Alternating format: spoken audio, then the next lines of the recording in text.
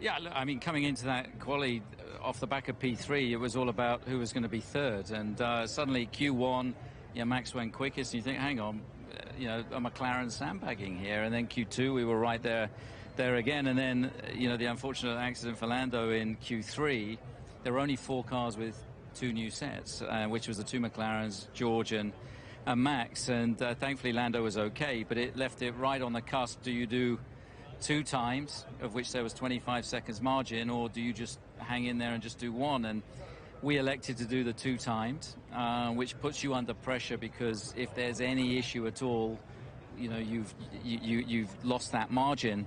And what was super impressive for me, so because you take the pit stop, you've got to carry the fuel. So he had, I don't know, 6 or 7 kilos more fuel on that first lap, which he went quickest, put the pressure then on the other guys.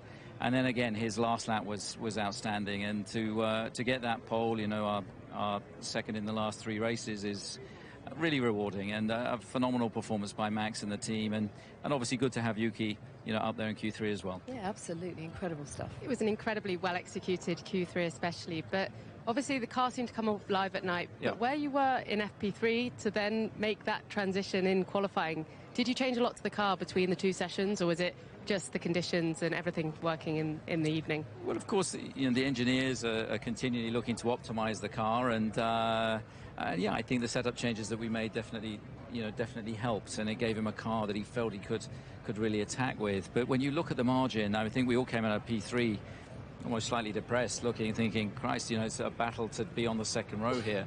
But that margin just disappeared, and that can only be one of 2 things, either temperature or fuel loads.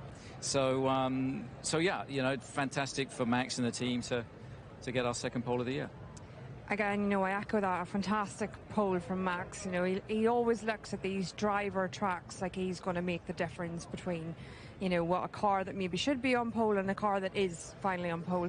And just talk us through the process in the garage, because when you work out that you can do 2 runs, it's not always an easy decision that you can. And like we sort of discussed, you always leave that to the driver. So was Max a clear, I want 2 goes at it, even though it's difficult, or how did that pan out? I think it ends up with it being a consultation. So the strategist gives you the options to say, look, you've got 25 seconds if you do a pit stop. So already okay, if there's a car in the pit lane or something, there's pressure, then, as a team, you've got to make a decision. And obviously the driver has to buy into that, because it's quite rushed. Going out, doing a lap, driving flat out on the in lap, pit stop, and then go and do it again. It's not the best, build up to doing a quali lap, but Max was up for it. He saw the benefit of getting a lap on the board. We said, look, if you're up on your lap, finish the lap, because that will put the others under pressure. And of course, if there's a red flag, you've got your lap in the bank. So that was what drove the decision-making process. It was a great call, on the pit wall with Max, fully bought in and very well executed. And turning our attention to tomorrow, Red Bull have obviously got a great track record here. Max loves it too. How much pressure is he going to come under from behind? We do know that this is a track that does reward pole position.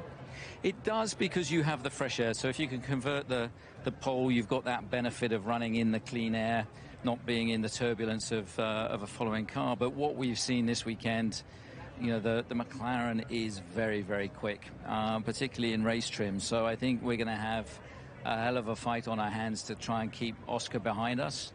But we're starting in the best possible position. So great to be going into that race on pole position tomorrow. It really does set it up for an exciting race, doesn't it? Yeah, it's fantastic. I mean, honestly, I did not believe that was possible going into that session, but it just shows you never give up. We've got a great team, and you keep fighting. You keep chasing the performance, and in Max, he'll go and deliver you that last ounce of performance. So really, really deserving pole for him today. Well done. Thank you for your time. Thank you very much.